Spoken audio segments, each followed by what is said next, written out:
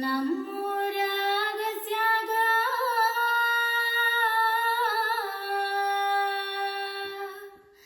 ಆಲದ ಮರ ಬೆಳೆದು ಹಾದಿ ಬೀದೆಲ್ಲ ತಂಪ ನೆರಳ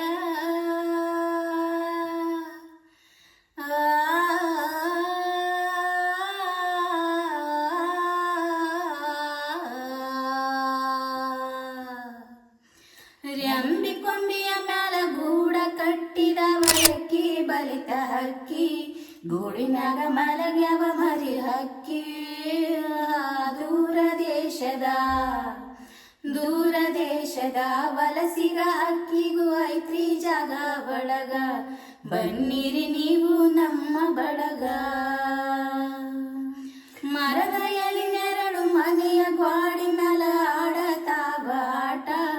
ಮೂಡ್ಯವ ತೊಗಲ ಗೊಂಬಿಯಾಟ ಕರುಳ ಬಳ್ಳಿಯ ಕಥೆಯ ಹೇಳತವ ನೋಡ್ರಿ ಶಾಂತ ಚಿತ್ತ ನಾವು ನೀವು ಅದರ ಭಾಗ ಮಾತ್ರ.